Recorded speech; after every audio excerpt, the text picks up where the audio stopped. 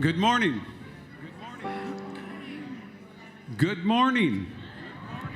Good morning. Good morning. Okay, I can hear you now. Are you happy to be here? I'm happy to be here. Welcome.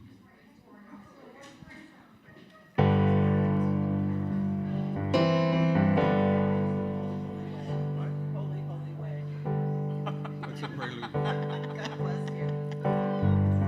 Happy Sunday, people. Shonda's birthday tomorrow.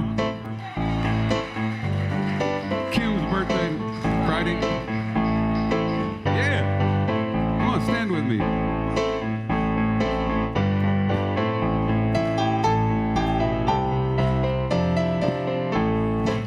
Oh, let me love in a holy, holy way. Let me love in a holy, holy way. Oh, let me love in a holy, holy way. Let me love in a holy, holy way. Oh, let me know that love is all around. Let me know that love is all around me. Oh, let me know that love is all around. Let me know that love is all around. Oh, let me love in a holy, holy way. Oh, let me love in a holy, holy way. Oh, let me love in a holy, holy way. Oh, let me love in a holy, holy way. Oh, let me love in a holy, holy way. Let me love in a holy, holy way. Oh, let me love in a holy, holy way. Let me love in a holy, holy way. Oh, let me know that love is all around me. Let me know that love is all around me. Oh, let me know that love is all around Let me know that love is all around. Oh, let me love in a holy, holy way. Oh, let me love in a holy, holy way. Oh, let me love in a holy, holy way. Oh, let me love in a holy, holy way. Oh, let me love in a holy, holy way. Let me love in a holy, holy way.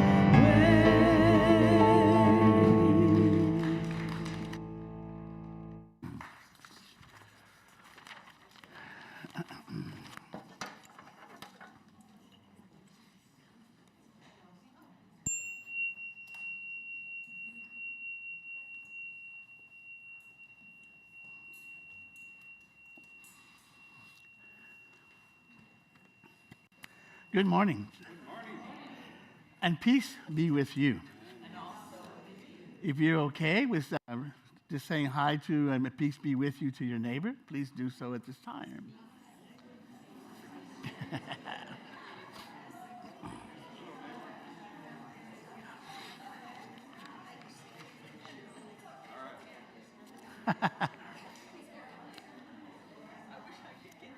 It's still out? No, turn your tag.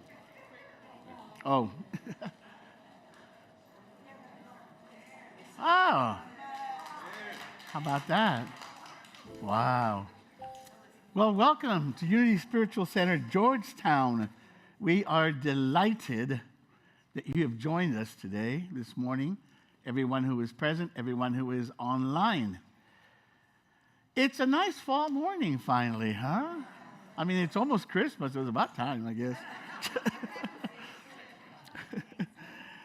But we're so happy that you have joined us this morning in this time, in this sacred time, where we come together in order to create a sacred space in which we can just be in and change our energy.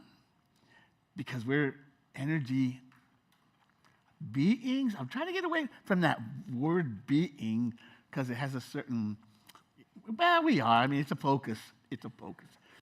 But I was thinking the other day about Bruce Lipton says that, because we're going to be talking about the spoken word. So we're going to be talking about the energy that we're putting out. And Lipton says, be careful what you say. Your cells are listening. And it's true. It's true. And they're responding to the energy that you're sending out, not only to the world, but to yourself. So I'll kind of spend some time this week in that idea, and it'll be part of the lesson about the words that we have, the words that we use, and to make sure that they're healing words, they're loving words, compassionate words. And you know, it's like everything else. We tend to get off course. We just do. We're on the journey. And, I mean, if we weren't, we'd already be somewhere else in a higher place. But we can be in that place here because we can create that space because we have the option to. We have choices. And so that's what we do on Sunday mornings. We come together and take all the energy that each of us has and combine it all together into one big energy so that we can create a spiritual hot tub that I refer to. And being a spiritual hot tub for an hour, it feels pretty good. And you will notice by the end of the service that the energy has changed. And of course, we do this because we do things together. And that's part of the whole concept of what we do on Sunday mornings. Because when you combine things, they get that synergy effect. They build upon things. So that's why we like to have as much participation as possible. So we ask you to sing with us, and we ask you to affirm with us, and we ask you to pray with us, and we ask you to learn with us and laugh with us, and all these things. And that creates that energy field that we come here for on Sunday mornings. So we can feel not only spiritually refreshed, but physically refreshed as well. So we can go home and watch our Cowboys struggle again like usual. But you're in a better spirit about it. No, anyway. So again, welcome. And I ask you now to join us in our mission statement. We are a thriving spiritual community and empowering individual and global transformation as exemplified by the life and the teachings of Jesus and other spiritual masters. Once again, welcome to Unity Spiritual Center, Georgetown, a spiritual breath of fresh air. And these are our announcements.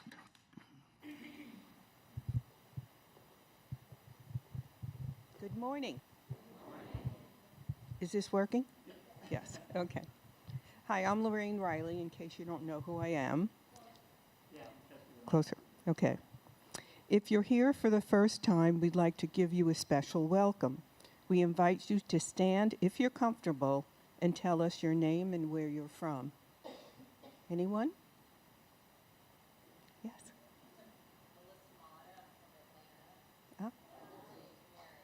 Ah, welcome, welcome.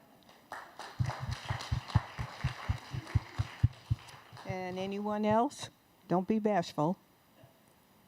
No, that's it? Okay. So, thank you for being here. Our ushers have a welcome packet for you with information about Unity and our church. There's also a visitor form inside you can fill out to help us get to know you better and stay in touch. You can put the completed form in the collection basket or leave it at the welcome table. Again, welcome to Unity of Georgetown, and we hope to see you again. And now, announcements. Thank you to the wonderful hospitality team, Doris Penny, Michelle Adams, and Esther McGee, for such a fantastic family gathering last week. The decorations were awesome, and we really did have a great selection of food. It was great time for us to all relax, get to talk and share, and just be together. What a fun time. Thank you for your hard work behind the scenes. We noticed.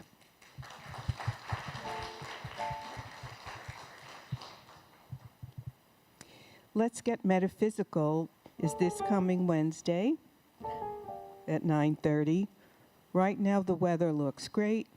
Come join us at Legacy Hills Park, bring a lawn chair, and let's have a great discussion.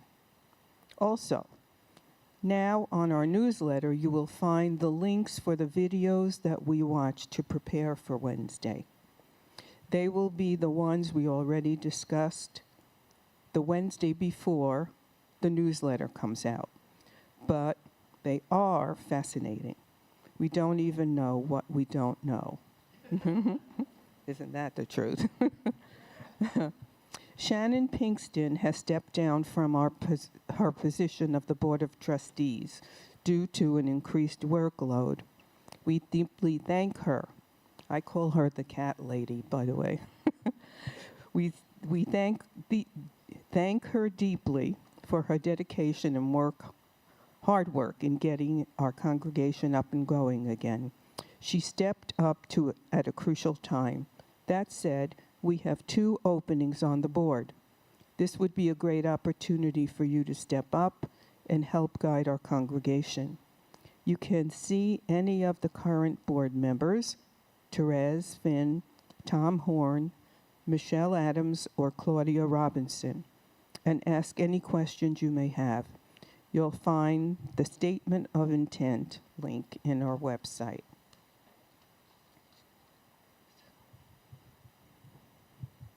As always, you can stay in touch with us by email, our website, check out our Facebook page, and our weekly Friday newsletter. If you need assistance, please see our admin, Carrie, who's not here today, after the service. Okay, so the first congregational song. Not yet? Yeah. After? Oh, sorry. I'm going to sit down, right? Thank you. Well, we'd like to begin with a little bit of humor because, as I say, I think it kind of makes us. I always have to look at the pictures. It's always this thing. It's kind of falling off. Anyway, so it was pouring one day, just really raining, and there was a big puddle in front of this nice little Irish pub. And there was a gentleman there, looked kind of homeless, and he was standing there with a stick, and he was kind of twirling it inside the big puddle of water. And a finely dressed gentleman passes by and said, "What are you doing?" He said, "I'm fishing." And I said, "Fishing?" So the gentleman just kind of felt compassion for the guy. He said, "You know what? Why don't you take a break, and let's go inside. I'll buy you a drink." And he said, "Okay, I can do that." So they walk in, and they're sitting there for a while, and they order some really fine Irish whiskey. And so he's sipping on there, and the gentleman decides to humor the guy and say, "By the way, how's that fishing going today? How many have you caught?" And he looks at him, takes another little sip of that fine whiskey and said, "Well, you're the 8th one." Let's rise and begin our service. Go ahead.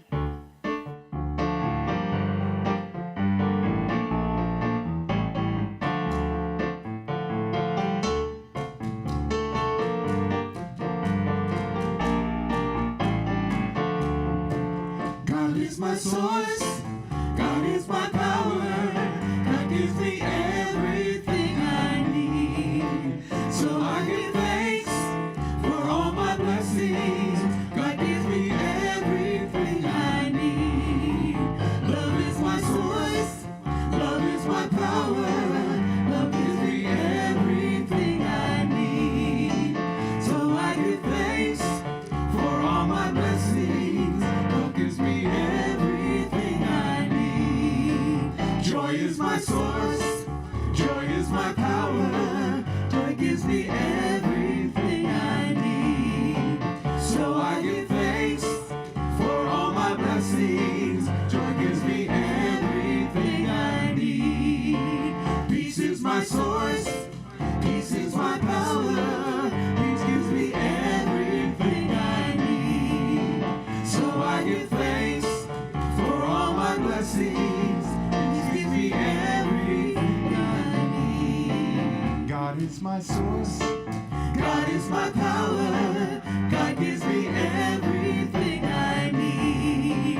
So I give thanks for all my blessings.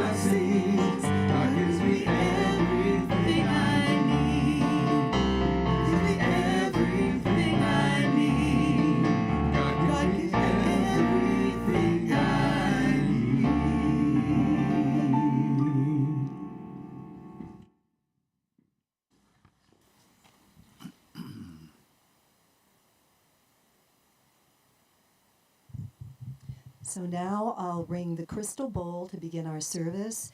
And as we sang just a few minutes ago, love is all around. And as the vibrations of the crystal bowl move through the sanctuary, just imagine that love is connecting each one of us here and now today.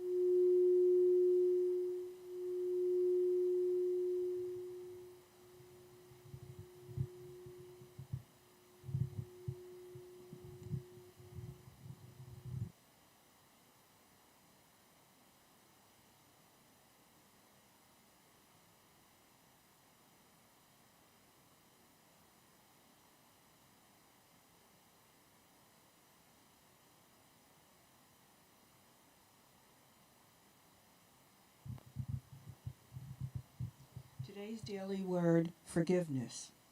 The affirmation is, forgiveness is my path to peace. The inspiration for today's daily word comes from Luke 6:37. Do not judge, and you will not be judged. Do not condemn, and you will not be condemned. Forgive, and you will be forgiven. Occasionally, I may decide that a transgression or mistake is simply unforgivable. However, when I maintain the spiritual perspective, I realize forgiveness is a key to moving on from Day.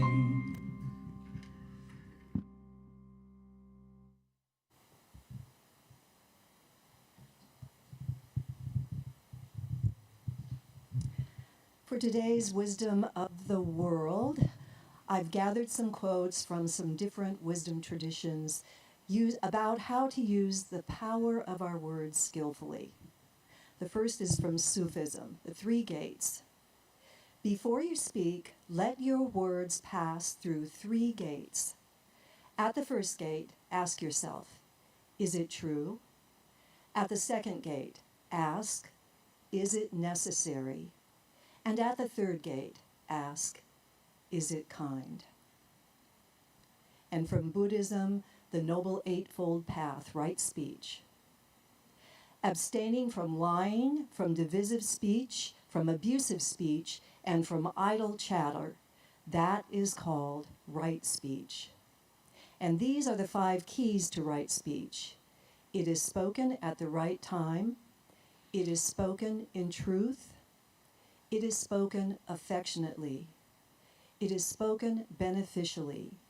It is spoken with a mind of goodwill. And from Christianity, and I want to just preface this by saying the word evil is in this quote. In Unity, we do not believe that any person is evil, but this is just the perspective of the era that Jesus lived in.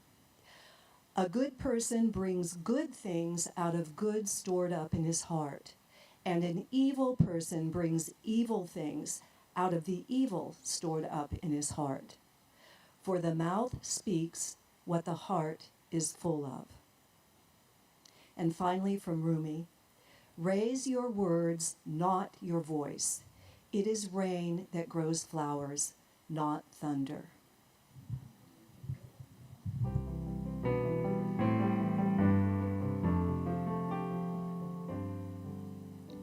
In this house of love, we come together, one with spirits in our hearts. In this house of love, we are connected, we are perfect in God's light, and we shine. Yes, we shine as bright as the stars above.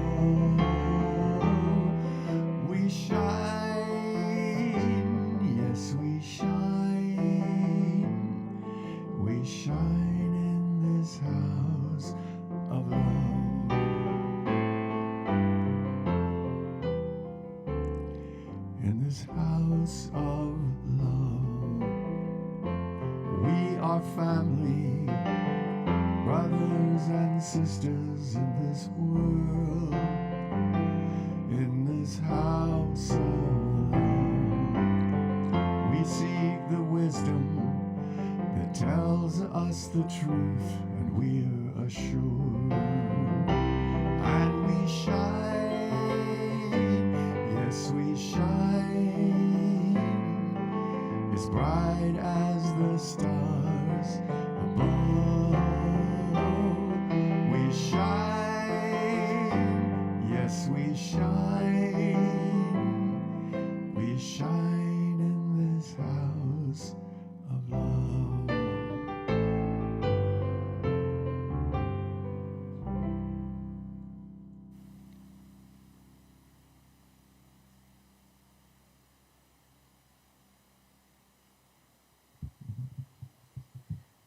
As we prepare to pray together, you may want to take some deep breaths. Just feel your heart open and your mind and spirit become clear and calm. And we're all familiar with the creation story in the first book of Genesis, where God's words were the creative power that formed the universe out of nothingness. God said, "Let there be light," and there was light. And as God spoke the words, all things came into being. And we know that we are co-creators with God, connected with that creative power that made the universe from nothing. And so now we claim that power, the power of our words, to manifest our intentions. We say, "Let there be peace and abundance for all people. Let there be harmony and compassion, understanding and acceptance. Let there be an awakening to the presence of God in all things, and the one presence that connects us all in spirit." And as we speak these words, we allow ourselves to feel them deeply, to envision them as reality. And as we speak, feel, and envision our intentions, we become a creative force for good, and our words are a force for good. And then we live our words into being. And now we affirm the power of intention for any person or any situation that you are holding in prayer this morning by saying them quietly to yourself or holding them in your heart now.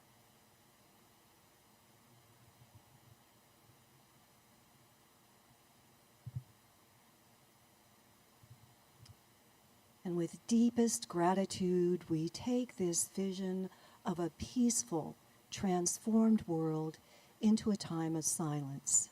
And we allow the unified energy of our words to move through this place and then to expand outward to bless our community, our country, and our world. And we'll return when Dan begins to sing. And so it is.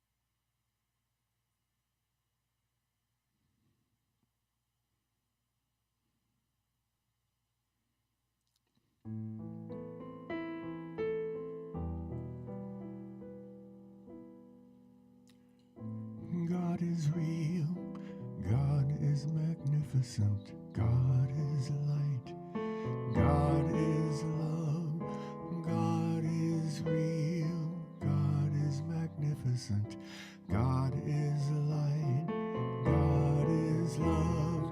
We are real, we are magnificent, we are light, we are love, we are real, we are magnificent, we are light, we are love.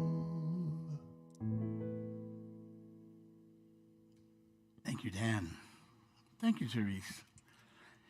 Yeah, you know, we've been talking about the need to reprogram ourselves a whole lot lately because that is what we need to do. We're under a spell. I finally came to that realization. It's a spell from an old mindset that no longer serves us. And so all of these lessons have been aimed at doing that. Today is Practical Metaphysics Part 4, the spoken word. 3 weeks ago, I started on this series on a book based on the teachings of Eric Butterworth. And we started noticing that they sound very much like the 5 principles. And the reason why, because I did some investigating, I said last time, is that this was about the time when those ideas were being formulated. And it was about 10 years later they were actually called the 5 principles, but you can already hear them starting to form. So every week I kind of go back and pick up parts of it and just get you back up to speed, because that's how we learn, through repetition. Trust me, if you try to go playing golf, see, without repetition, it ain't going to work. Anyway, chapter 1 began with the allness of God, which sounds like our first principle. There's only one presence and one power. And the aim of the chapter is to establish that idea. Basically that there's only this one essence. There's one thing. And thus, this one thing is everything, and everything is that thing. It just goes without saying. So the idea of this allness of God seems to be deeply embedded in our psyche. We've just seemed to intuit that there is a bigger picture going on somewhere along the way. And how we see this allness, though, is beginning to take a new direction. The emerging planetary consciousness, and there is a new one, the leading edge thought, is choosing to put its new wine in new wine skins, if you know the reference of that. We're leaving behind the old image of a super being in the sky, and we're turning towards a higher realization that what we have hitherto called God is really just consciousness itself. Not a being, but beingness. And that's a different way of looking at things. Now, it doesn't make the topic any easier, because we don't know what consciousness is any more than we know what God is. They're both pretty big ideas. So now we have to work towards also the word isness. It just is. And so beingness and isness is stuff that goes along with what we always say at the end. I am. Just I am. Now this is super BPP. Super big picture perspective. Because we've always wanted to understand things, and but when we try to understand things, we define things. But these concepts are ineffable, is the word. Incapable of being expressed in words. So we had been talking about sailing into deeper and deeper waters. Well, now we're into this area where beingness and isness is just, we don't have instruments to measure the depth of where we are at this point. You know, I told you that I have a bunch of little sayings, and so this is one of them. It's like a little thing I just create. This was called the raft. The raft, it says, the mind is like a raft that helps us navigate through life's streams and rivers. But when we arrive at the ocean, we're going to need a bigger vessel. And that's what basically we're arriving at the ocean. And so in the past, historically, man felt comfortable with the word God. We gave it this understanding that it was some big super father in the sky, and it made us feel comfortable with that. And so we made up a story to make ourselves feel good about things. But the problem is that we have outgrown that story. Now, when I wrote that down, I said, you know what, if somebody walked in for the first time and heard the minister say that we created a story just to make us feel good about things, I don't know how that would come across. But so let me give you a summary of the answer to that. Yes, we have outgrown the old story. And yes, we need a new story. But the grand irony in all this is that the new story and the old story are the same story. The difference is not in the content, conceptually speaking. The difference is in the interpretation. The difference is in the level of consciousness that we have that sees the story. So when we interpret the same story from a tribal mindset, going back to the spiral dynamics things, well, we interpret it in that way. But now, when you interpret it from a yellow or a turquoise perspective, well, now you're seeing it completely different. The story didn't change. It was your consciousness that changed. I have a whole lesson on this called, and you know what, I came to interview for this job in September of 21, and the lesson that I chose to do was on this, and it's called Church, Who Needs It? Strange interview for a minister. Anyway, and that's interesting because we're about to get into that time of the year when the biggest story we've ever created, Christmas, is coming up. And so we're going to get a chance once again to see the Christmas story from a BPP. And that's going to be interesting. You know, recently we went over the Gospel of Thomas, and there he says, "Let him who seeks continue seeking until he finds. When he finds, he will become troubled. And when he becomes troubled, he will be astounded. And when he becomes astounded, he will rule over all." Now, I think that's what he's talking about seeing things from a new and higher consciousness. And it has to do with rattling our cages, getting us out of our comfort zones. Because if you have the mindset that I already know, well, then you're never going to learn anything. And recently we've had two examples of this. One was the discovery of quantum physics, and the other was the James Webb Telescope. Both of these things have shattered the paradigm of understanding that we had. But you know, it's a good thing in Unity, we're okay with having our cages rattled. We really are, because we're open to new ways of seeing things. And that takes us to higher places. And that's why we do this. So whether we call this allness God or consciousness, it doesn't change the fact that they're similar. Again, first of all, we don't know really what either one is. And the other thing is that neither one came to be. Sometimes, have you ever probably heard said, okay, God created us, but who created God? It's like, we can't get out of that mindset that everything has to have a beginning and an end, because that's the 3D world that we live in. But this stuff doesn't have a beginning or an end. It just is. So we're starting to understand that consciousness, God, if you will, is just the part of the fabric of the universe. And that's a huge step in the right direction, because we're getting more and more aligned with the mystical view of life. And so I think that spiritual maturity might be slowly creeping in to mankind as a race. Yeah, it's the dawn of a new era. You know, when you go out there and you see the first glimmer of light in the morning, it's like, that's where we are, at that little place where it's starting to open up. And to give you a sense of being able to relate to such an idea, we introduced the idea of fractals. And if you haven't seen that video, let me know and I'll send you, because fractals is a way of biblically saying we are created in the image and likeness of God. And that's what a fractal is. And a fractal and the image and likeness means one thing: identical to. And except in scale. But scale doesn't matter.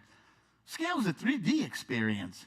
So from that sense, there is no eachness that stands out from the allness. And that's why in unity we say Jesus is the great example, not the great exception, because then he's an eachness that stands out from the allness, and that doesn't fit. It doesn't fit. So that's what chapter 2, part 2 told us, that we are fractals of the universe. Part 3 brought into question, well, how do things work? And we put 2 and 2 together, the old and the new. Because on the one hand, Jesus said, be it done to you as you believe. And then quantum physics came along and says that the observer alters what is observed. So these two things are saying the identical thing, that consciousness creates our experiences. In unity, we have a saying, thoughts held in mind produce after their kind. You've heard that probably. And something important to note there is that held in mind. Why is that important? Because I read that we have over 6,000 thoughts during the course of a day. Sometimes I feel like I get more than that, but anyway. A lot of them. But if every thought produced after their kind, then we would experience a spinning kaleidoscope of things. Last week after service, someone asked me to clarify that our thoughts are not our thoughts. See, thoughts are like transmissions. We're all transmitting things, and they're floating around all over the place. So I gave this person the analogy that I heard, and I thought it was a good analogy, is you're sitting in your front porch, and your thoughts are passing by on the sidewalk. They're just thoughts. You don't have to invite them into the house. And you especially don't need to give them a bedroom. Come on in. I got a room for you. Because when you do that, now they are your thoughts. Because you're probably even tucking them in at night, because that's how attached we get to things. I used to have a friend who used to say, that's just the way I am. And I used to say, no, that's how you choose to be. There's a difference. And so it is our consciousness that produces after its kind. The residual, that which you hold in our mind. And that brought us to part 4 today. The spoken word. And it's very, very important. So I wanted to start this section with a demonstration of how strong words can be, and what I said earlier about Lipton saying that our cells are listening to us.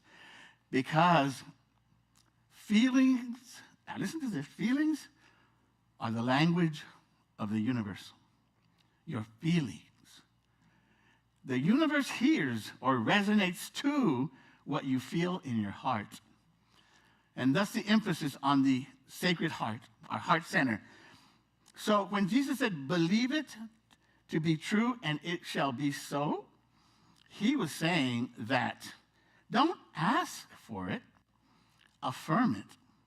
Affirm it as true. And that's part of our affirmative prayer idea. So you're affirming them as done. You're visualizing that as done. Now, does it work the first time and every time? Well, can I hit a golf ball right down the middle every time? Not really. It takes practice. And this is a practice. So I want you to work with me on this just a little bit. If it helps, put your hand over your heart. And I'm going to, these are the words that I like to say to myself when I'm by myself. I said, I am living in peace, prosperity, and perfect health. So when I do this, I'm inviting these thoughts into my house, into my consciousness, and I'm actually offering them a bedroom to kind of hang out. And so I want you to say it 5 times with me. But remembering what Jesus said, believe the words, feel the words. So 5 times. I am living in peace, prosperity, and perfect health. I am living in peace, prosperity, and perfect health. I am living in peace, prosperity, and perfect health. I am living in peace, prosperity, and perfect health. I am living in peace, prosperity, and perfect health. Now take a deep breath and believe it to be so. So I invite you to create mantras like that for yourself because, as I said, your body is listening and it responds to what we're doing. So now we set the stage for the spoken word of what we want to do. Now let's talk about what we actually do. How do we actually use our words? When I was growing up, we used to say, sticks and stones can break my bones, but words will never hurt me. Everybody said that, right? Now, is it true? Well, yes and no. Because if you're a spiritual master and you're advanced enough to know that nothing can take your inner peace except yourself, then no, they're not going to affect you. But how many spiritual masters do we have present in the house so that I may bow before, I bow before thee? No. So for the rest of us, that means that words can and do hurt us because we take them in. And last week I mentioned that words don't have power in and of themselves. They have the power that we have mutually agreed upon as a society.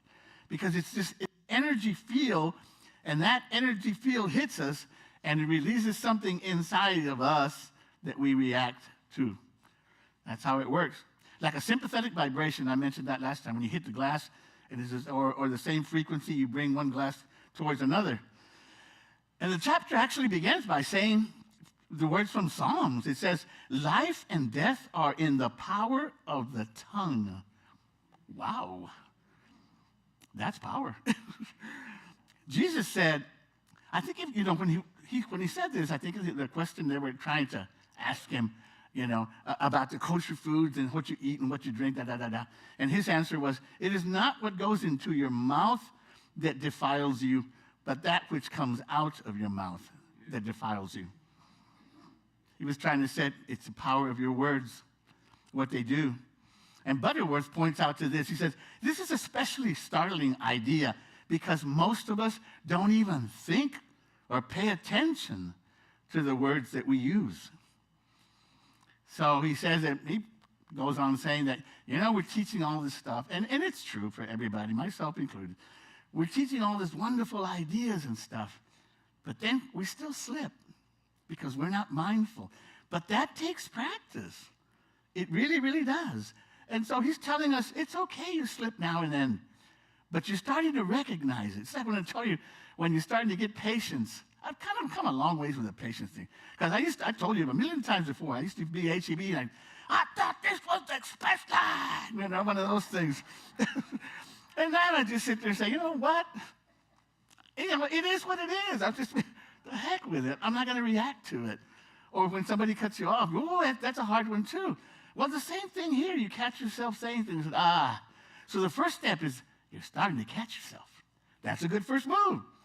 So that's why the book is called Practical Metaphysics, because it's trying to bring together the two ideas of the lofty and how we walk the walk. And that's what he's trying to tell us. He said, need to walk the walk. He said, I know, I'm working on it. So we're beginning to see these things, and that's good. Now, I want to add to this whole thing about the spoken word something that occurred to me that Butterworth didn't talk about because he wasn't aware of this because he didn't have the technology. And sometimes when we create something new, we have to go through the school of hard knocks to kind of work our way through it because it's something new. We're not used to it. And I've learned this, and I'm continuing to adjust. And the whole idea is about our emails and our texts. He didn't have that, so it never occurred to him. But it occurred to me, I said, wow, that's our new spoken word. And there's problems with it that didn't exist before, because now, for one thing, you've got anonymity. Because you hide behind something, because you feel like I can say stuff and nobody knows who I am. So I can really say what I really feel. And it happens all the time. You see that. The bullying online, the this, that, and the other, all the craziness that goes on. That didn't exist for him. So he didn't consider that part of his spoken word. And the other one, and I don't think many of you are involved in too much of the social media craziness, but the second one maybe, it's texting. And it's not that you're texting anything bad. It's that you realize that you're saying it one way, and it may be interpreted a completely different way. And the reason could be simply because you're catching that person at a time where, I mean, maybe they just got a heated argument, or wow, somebody just got them across, or something, and you're catching them at a time where they're interpreting your words from their feelings, because you're not present there for them to understand what it is you're feeling.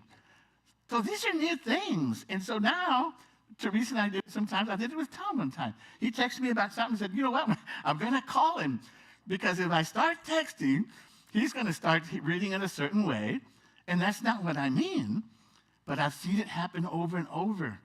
Just, recently, in the last 4, 5, 6 years, whatever. So I want you to be mindful of those words as well. So that's all part of the spoken word, because they do have the power to create, and they do have the power to destroy. Can I get just a little bit of music down, please? So let's take a few minutes today to contemplate the words of today about the power of words. And we begin by taking all things back to our true spiritual essence, by returning to our center. All things began in this allness, in this creative logos. We remind ourselves that at the core of our being, each of us is spirit in expression. This is always true, whether we know it or not, whether we articulate it or not. So when we listen before we express ourselves, we resonate with a vibrational pattern of the universe. We are living from this core. So I invite you to start today and add to your spiritual practices being mindful of your words. Make the commitment for a week. You're going to say, you know what? I'm going to watch what I say. It's hard. I know it is. We are very reactionary creatures. We can be. But that's what we're working on. Remember what the words we heard earlier. Go through those gates. Is it true? Is it necessary? Is it kind? And to which you can add, do the words represent the core of our spiritual nature? Are they for the greatest and highest good of all? Be ever mindful that our thoughts and our words are creating our future experiences, and they have the power to lift up or tear down the goodness of all, the goodness of God. And so it is.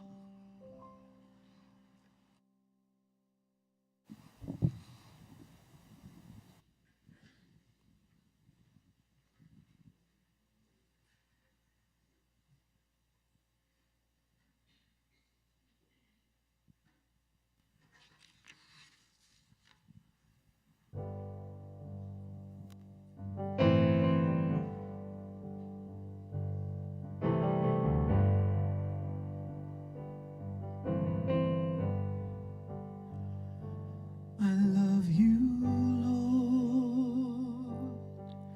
for your mercy never fails me. All my days I've been held in your hand, from the moment that I wake up till I lay my head. Oh, I will sing of the goodness of God.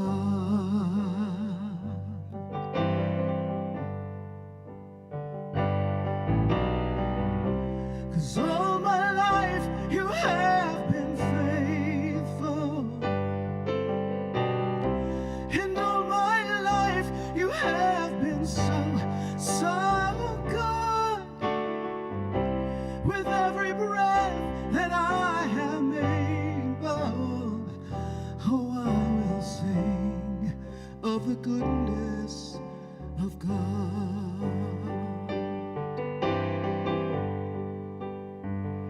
I love your voice.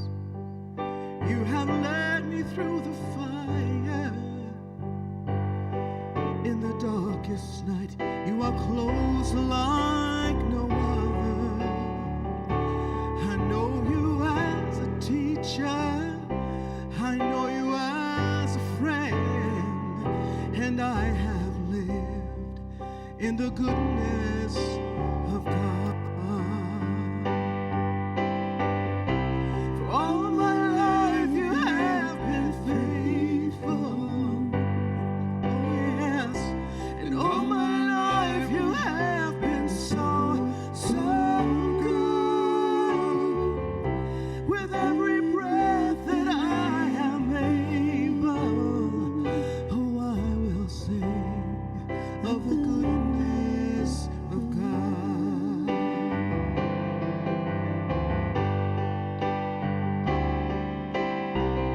Your goodness is running after me.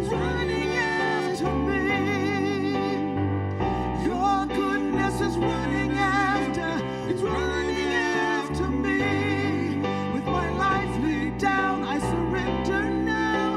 I give you everything. Oh yeah. Your goodness is running after me. Oh yeah. Your goodness is running after me.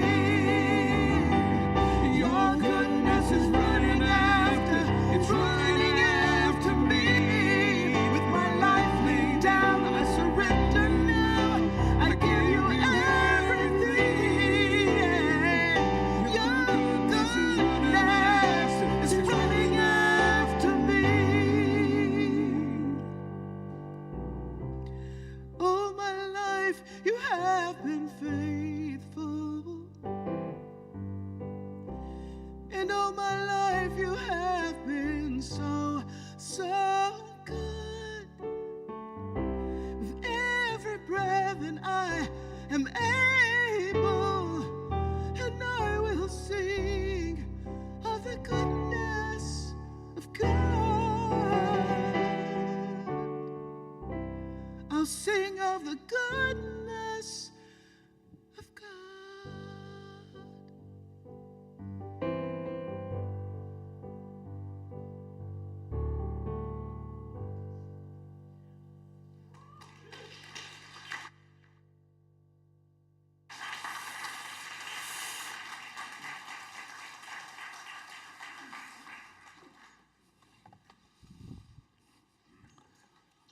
Talk about repeating.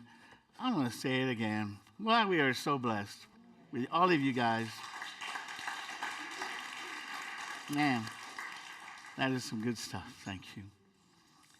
So sometimes we come to the time in our service where we offer our gifts and our tithes to our spiritual community so that we can continue to do our work of elevating the consciousness of the planet to a higher reality.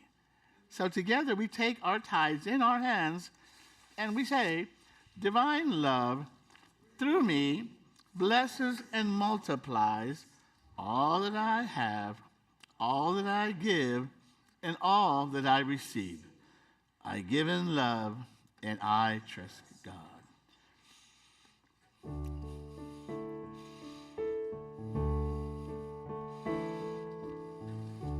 Everything I see,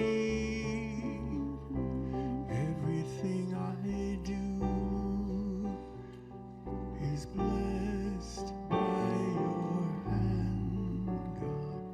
I give it back to you.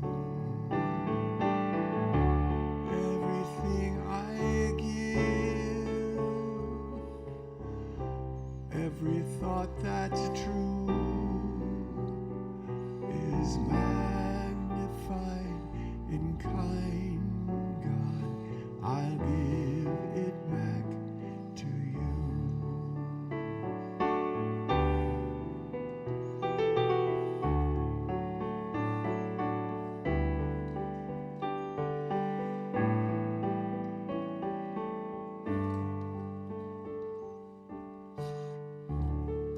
Join me in our offering dedication. We bless and dedicate these tithes and offerings as an expression of divine love, and we release them to manifest love in our community and in our world. We bless the entire planet. We love you, we bless you, we appreciate you, and we behold the Christ that you are. Reminders, today's chaplain is Therese. Also, LGM on Wednesday at the park. And if you don't receive the videos, then talk to either Rita or myself, and we'll get you on the list to receive the videos. And consider taking a place on the Board of Trustees. We need 2 people to fill in. So if it's your calling, then let us know, because we would love for you to join us. Also, Jill, you want to say it, or you want me to say it? You can say it. Okay, tomorrow is Jill's meditation, right? The meditation group. Yes, tomorrow at 7 at my home, we will be doing meditation. The address is what? 408 Kitty Hawk Road. Kitty Hawk. Yeah, like the aircraft carrier. That's not from. Like the aircraft carrier that I followed around in the Navy for a while. The Kitty Hawk. Okay, good. So thank you, everybody who participated in today's stuff. Thank you for Yolanda for stepping in on Carrie over there. Thank you so much. And thanks, Huck, for all the time he spends, because he's getting kind of creative on the live stream business. Yeah. He's getting kind of creative back there, and that's good. Therese, is there anything else that you'd like to say? Nothing? Okay, we'll be back here again next week, here at the same spot. So let's close with our peace song.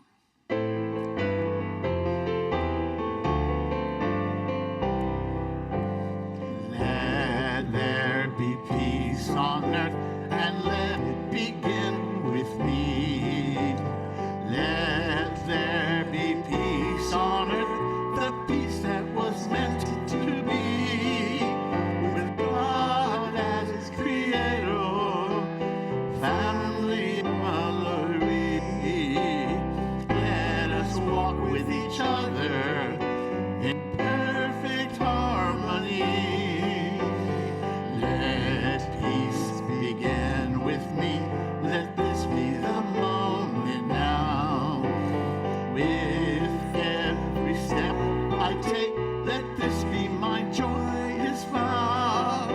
To take each moment and live each moment with peace eternally. Let there be peace on earth, and let it begin with me. The light of God surrounds us. The love of God enfolds us. The power of God protects us. The presence of God watches over us. Wherever we are, God is, and all is well. I am light. I am love. I am power. I am presence. I am. Final reminder, 2 weeks, we do the Dia de los Muertos, so start gathering all your stuff for the ofrenda. Have a blessed week.